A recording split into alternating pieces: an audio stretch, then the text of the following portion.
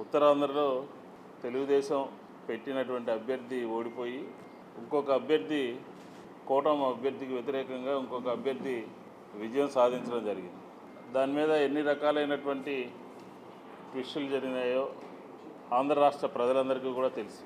ఉత్తరాంధ్రలో అధికార కూటమికి సంబంధించినటువంటి అభ్యర్థి ఓటమి పాలవటం, అలాగే కృష్ణా గుంటూరు జిల్లాల్లో జరిగినటువంటి శాసన పట్టభద్రులకు సంబంధించినటువంటి శాసన మండలికి జరిగినటువంటి ఎన్నికల్లో మనకు సంబంధించి ఎప్పుడూ కూడా ఈ శాసన మండలి ఎన్నికల్లో రిగ్గింగ్ చేయడం కానీ, దొంగ ఓట్లు వేయటం కానీ, ప్రలోభాలకి గురి చేయటం కానీ, బూత్ క్యాప్చరింగ్ కానీ అదంతా కూడా ఎప్పుడూ జరగదు. ప్రశాంతంగా చదువుకున్నటువంటి వాళ్ళు పట్టభద్రులు ఆ ఎన్నికల్లో పాల్గొని ఎవరికి కావాల్సినటువంటి వారికి ఓటు వేసేటటువంటి పరిస్థితి మనం అనేక సంవత్సరాలుగా చూస్తున్నాం. కానీ మొన్న కృష్ణా గుంటూరు జిల్లాల్లో జరిగినటువంటి పరిస్థితి ఏమిటి, ఏ రకంగా జరిగిందో మనకు తెలుసు.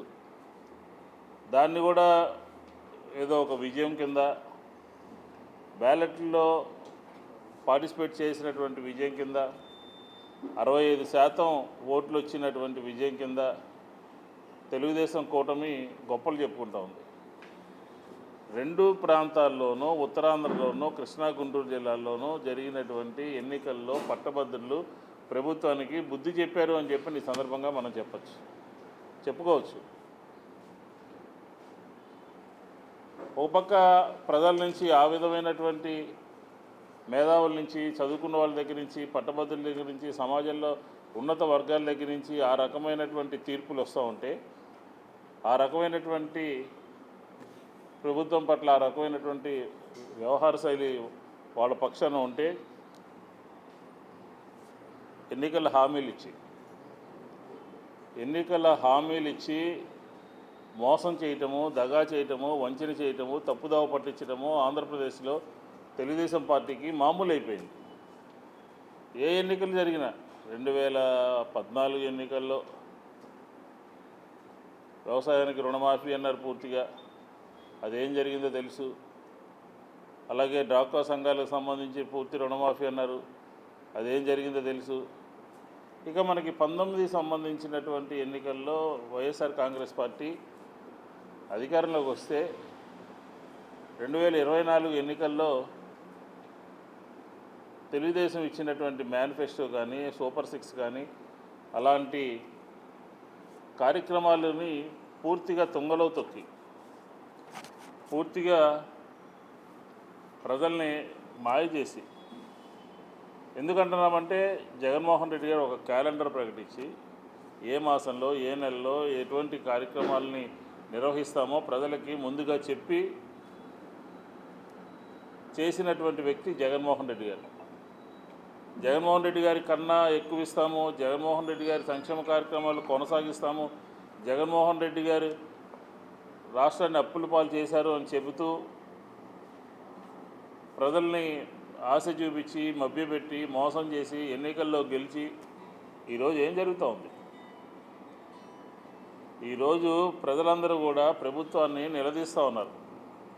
ఈరోజు ఆంధ్ర రాష్ట్ర ప్రజలందరికీ కూడా, సామాన్యులకి, గ్రామాల్లో ఉన్నటువంటి వాళ్ళకి, క్షేత్రస్థాయిలో ఉన్నటువంటి వాళ్ళందరికీ కూడా పరిస్థితులు అర్థమైపోయినాయి. పరిస్థితులు ఏ విధంగా అర్థమైనాయంటే, ఎన్నికల్లో ఏ మాట చెప్పారు, ఎన్నికల తర్వాత ఏం మాట్లాడుతున్నారు, రెండు రకాలైనటువంటి విధానాలు ప్రజలందరికీ కూడా స్పష్టంగా అర్థమైనాయి.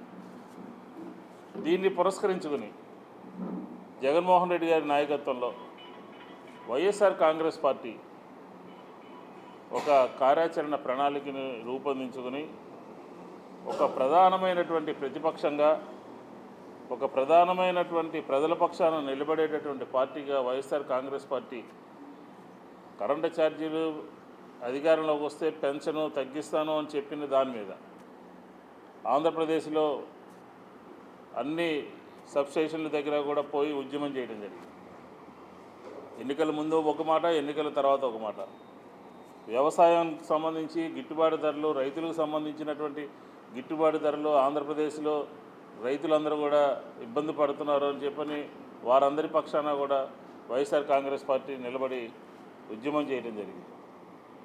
అలాగే ఇప్పుడు సమాజంలో ఎక్కువగా విద్య మీద చదువుకుంటున్నటువంటి వాళ్ళ సంఖ్య చాలా ఎక్కువ ఉంది. ఎందుకంటే విద్య ద్వారానే అందరికీ అన్ని కుటుంబాలకి కూడా ఆర్థికపరమైనటువంటి భరోసా వస్తుంది. చదువు ద్వారానే సంస్కరణలు వస్తాయి. చదువు ద్వారానే అనేక రకాలైనటువంటి ఉద్యోగ అవకాశాలు వస్తాయి.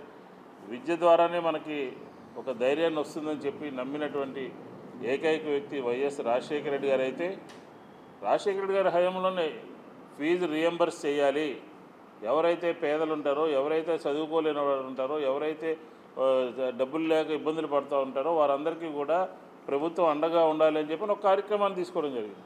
మీకు గుర్తుండే ఉంటుంది, ఆ రోజు ఇంజనీరింగ్ కళాశాలలో కానీ ఎంబీబీఎస్లో కానీ ఇతర వృత్తి విద్యా కోర్సుల్లో కూడా రాజశేఖర రెడ్డి గారి హయాంలో బ్రహ్మాండమైనటువంటి విద్య వికసించింది. దాన్ని ఆదర్శంగా తీసుకుని వైఎస్ఆర్ కాంగ్రెస్ పార్టీ జగన్మోహన్ రెడ్డి గారి నాయకత్వంలో 5 సంవత్సరాల్లో మేము చేసినటువంటి కార్యక్రమాలు, పాదయాత్రలో వచ్చినటువంటి అంశాలన్నింటినీ కూడా పెట్టుకుని అమ్మఒడి కానీ, నాడు నేడు కానీ, లేకపోతే ఫీజు రియంబర్స్మెంట్ కానీ, జగనన్న విద్యా దీవెన, వసతి దీవెన, నాడు నేడు, ఇలాగ అనేక రకాలుగా సంస్కరణలు తీసుకొచ్చి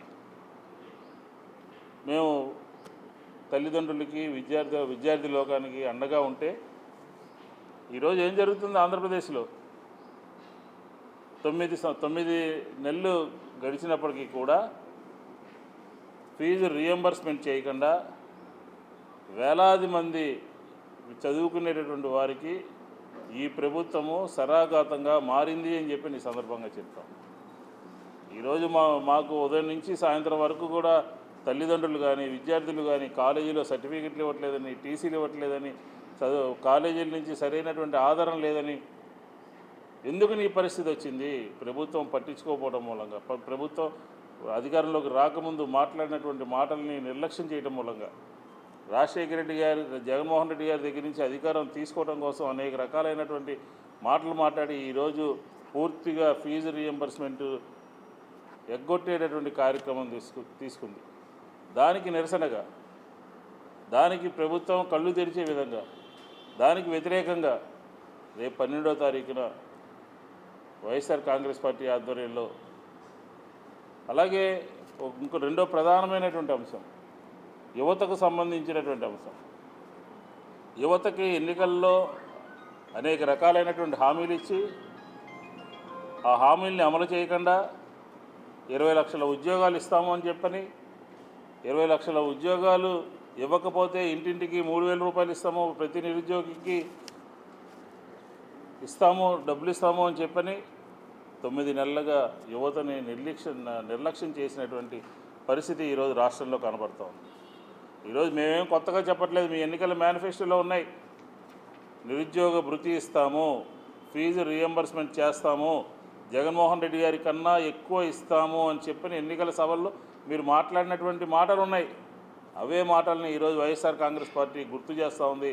అవే మాటల్ని ఈరోజు ప్రభుత్వం అమలు చేయాలి అని చెప్పని కోరుతూ ఉంది. యువతని నిర్లక్ష్యం చేసిన దానికి నిరసనగా, యువతని ఇవ్వాల్సినటువంటి నిరుద్యోగ భృతి ఇవ్వని దానికి నిరసనగా ఈరోజు వైఎస్ఆర్ కాంగ్రెస్ పార్టీ 12వ తారీఖున పెద్ద ఎత్తున కలెక్టర్లకి ర్యాలీగా వెళ్ళి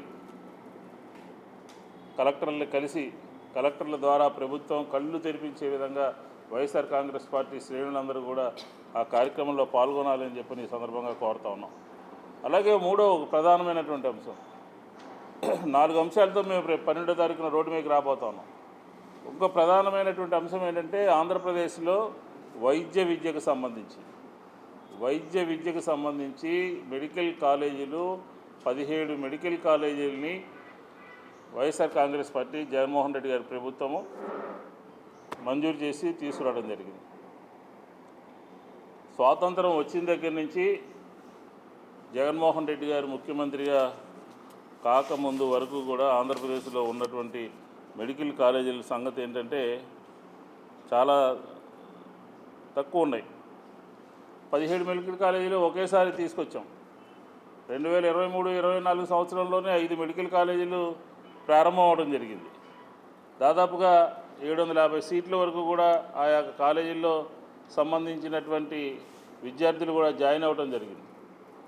మిగతా మెడికల్ కాలేజీలన్నింటినీ ప్రారంభానికి దగ్గరగా ఉన్నవి, ప్రారంభం చేసుకోవాల్సినటువంటి మెడికల్ కాలేజీలన్నింటినీ కూడా జగన్మోహన్ రెడ్డి గారు తీసుకొచ్చారు అని చెప్పనే ఒక ఈర్ష్యతో, ద్వేషంతో కాలేజీల్ని ప్రైవేటీకరించడం కోసం తెలుగుదేశం ప్రభుత్వం, కూటమి ప్రభుత్వం దుర్మార్గమైనటువంటి ఆలోచన చేస్తూ ఉంది. దీన్ని వైఎస్ఆర్ కాంగ్రెస్ పార్టీ వ్యతిరేకిస్తూ ఉంది. వ్యతిరేకించడమే కాదు, ఈరోజు 8,000 కోట్ల రూపాయలు మంజూరు చేసి ఆ 8,000 కోట్ల రూపాయలకు సంబంధించి పనులన్నీ కూడా మొదలు పెడితే దాన్ని పక్కదారి పట్టించే విధంగా చేయడం జరుగుతోంది. దాదాపుగా 2,550 సీట్లు మెడికల్ కాలేజీకి సంబంధించినటువంటి సీట్లు. ఈరోజు వైద్య విద్య కొనుక్కోవాలనంటే ఆంధ్రప్రదేశ్లో ఒక్కొక్క సీటు కొనాలంటే ఎన్ని కోట్ల రూపాయలు పెట్టి కొనాల్సినటువంటి పరిస్థితి ఉందో, దాని నుంచి ప్రతి పేదవాడు కూడా బాగా చదువుకునేటటువంటి నైపుణ్యం కలిగినటువంటి ఇంటెలిజెన్స్ స్టూడెంట్స్ అందరూ కూడా వారందరికీ కూడా మెడికల్ కాలేజీ సీట్లు అందరికీ, పేదవారికి, మధ్యతరగతి వర్గాల వారు, అన్ని వర్గాల వారికి అందించే విధంగా వైఎస్ఆర్ కాంగ్రెస్ పార్టీ జగన్మోహన్ రెడ్డి గారి నాయకత్వంలో ఆ కార్యక్రమాన్ని తీసుకుంటే దాన్ని పూర్తిగా నిర్వీర్యం చేసేసి దాన్ని పూర్తిగా కేంద్ర ప్రభుత్వానికి 15 మెడికల్ కాలేజీలతో మాకు అవసరం లేదు అని చెప్పిన ఉత్తరం రాసినటువంటి కూటమి ప్రభుత్వాన్ని ఏమనాలో రేపు 12వ తారీఖున మేమందరం కూడా కలెక్టర్ల దగ్గరికి పోయి మేము చెప్పడం జరుగుతుంది. అంటే ప్రజల పక్షాన, విద్యార్థుల పక్షాన వైఎస్ఆర్ కాంగ్రెస్ పార్టీ ఏ విధంగా పోరుబాట తీసుకుందో మీరందరూ కూడా అర్థం చేసుకోవాలి. ఎందుకు చెప్తున్నామంటే ఈ 17 మెడికల్ కాలేజీలో ఒక్కొక్క కాలేజీలో 150 సీట్లు వచ్చేటటువంటి పరిస్థితి ఉంది. కాబట్టి ప్రధానమైనటువంటి ప్రజలు ఇబ్బంది పడుతున్నటువంటి, కూటమి ప్రభుత్వం మోసం చేసినటువంటి, కూటమి ప్రభుత్వం నిర్లక్ష్యం చేసినటువంటి ఈ 4 అంశాలు, ఫీజు రీఎంబర్స్మెంట్ కానీ, యువతని నిర్వీర్యం చేసి మోసం చేయడం కానీ, మెడికల్ కాలేజీలు ప్రైవేటీకరించడం కానీ, దీంతోపాటు ఒక ప్రధానమైనటువంటి కార్యక్రమం ఏంటంటే ఆవిర్భావ దినోత్సవం. వైఎస్ఆర్ కాంగ్రెస్ పార్టీ ఆవిర్భావ దినోత్సవం 12వ తారీఖు. ఎందుకంటే ఆంధ్రప్రదేశ్లో